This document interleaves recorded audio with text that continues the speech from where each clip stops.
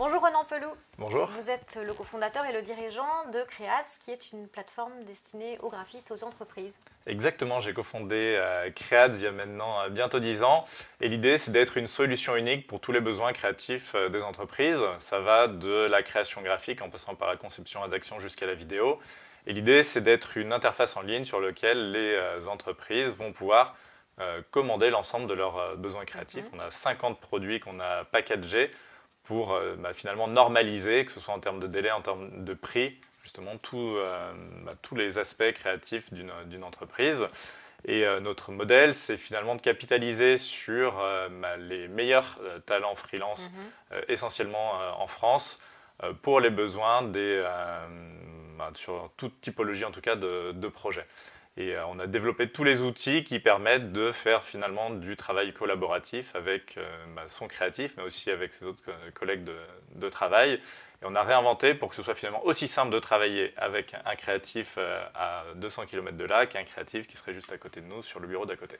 Et donc vous êtes un jeune chef d'entreprise et vous avez une autre casquette et c'est pour ça que vous êtes là aujourd'hui, ça ne se voit pas, mais vous êtes Sherpa d'une association qui s'appelle Citizen Entrepreneur et qui a pour but de favoriser, de développer l'entrepreneuriat des jeunes en France et dans le monde, puisque c'est un réseau.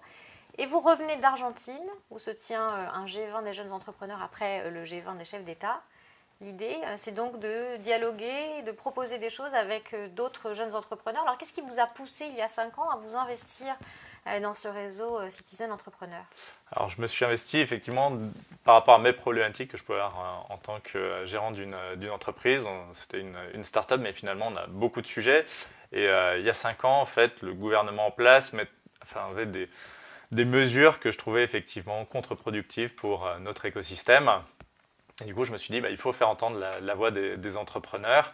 À l'époque, il y avait eu le mouvement aussi des pigeons qui avait enclenché pas mal de choses. Je me suis dit, voilà, il faut donner une petite partie de ton temps aussi pour faire en sorte que des mesures puissent faire en sorte que la France devienne, dans mon cas, une startup nation, mais plus largement, effectivement, un terrain viable pour l'entrepreneuriat et les entrepreneurs. Alors là, vous revenez de Buenos Aires, qui est une façon assez agréable de donner son temps à la cause entrepreneuriale.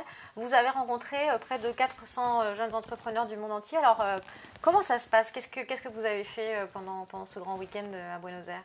Alors, il y a beaucoup de choses. Donc, déjà, 400 entrepreneurs, c'est une symbiose qui est juste exceptionnelle. C'est beaucoup d'échanges. On rencontre des gens de 20 pays différents avec leurs problématiques. Donc, on échange beaucoup. On a des conférences et en fait, on analyse. Il y a 3 grandes études qui sont menées par Accenture et EY, notamment, et Denton, qui sont pendant une année, ils ont analysé effectivement les problématiques ou les sujets sur lesquels on allait pouvoir répondre. Donc, on itère pas mal sur la base de ces contenus-là. Et ensuite, on va émettre 3 grandes thématiques en termes de recommandations à destination des gouvernements qui se voient un mois après l'organisation du G20 des entrepreneurs. Et l'idée, c'est que sur la table, il y ait ces recommandations-là parce que finalement, les grandes lignes, ils les ont, mais ils ont besoin de concret. Et voilà, l'idée, c'est de trouver des recommandations qui concernent les 20 pays dans le but de favoriser la croissance, l'emploi et le commerce mondial dans cet écosystème. L'idée, c'est de leur fournir des solutions assez clés en main qui ne leur demandent pas de réfléchir des heures et que tout soit bien packagé. Alors cette année, la thématique, c'était l'éducation, donc tout ça va se discuter.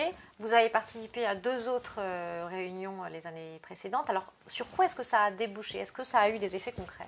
Alors, beaucoup d'effets concrets là depuis 1 an, mais donc avec le gouvernement en place, il se trouve qu'il y a 2 ans, on avait eu l'occasion de remettre nos recommandations à Emmanuel Macron, qui était alors ministre de l'économie.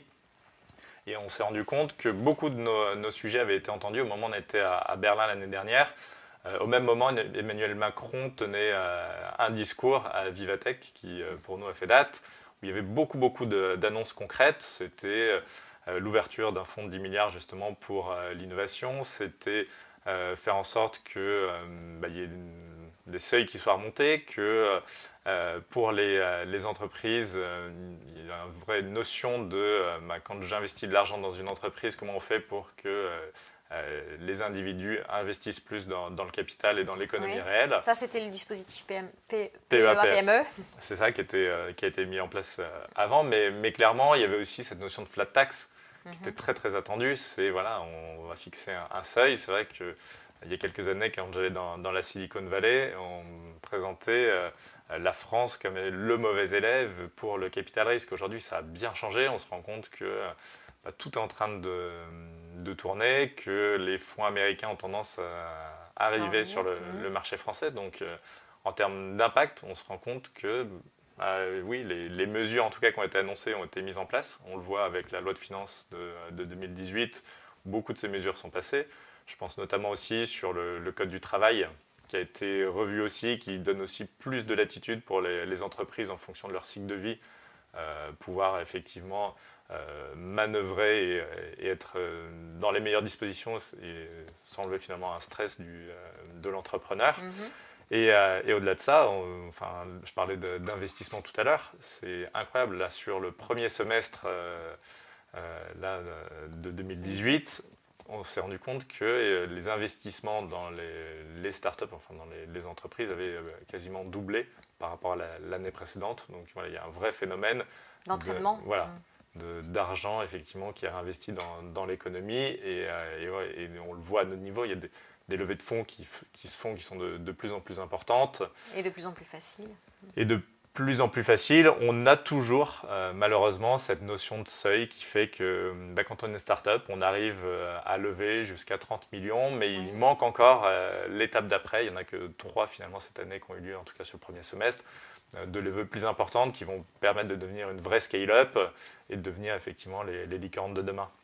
Aujourd'hui, le gouvernement a tendance un peu à, d'ailleurs dans le projet de la loi Pacte qui va sortir, il y a une volonté du gouvernement de pouvoir donner son avis sur telle ou telle acquisition qui serait faite par un acteur étranger.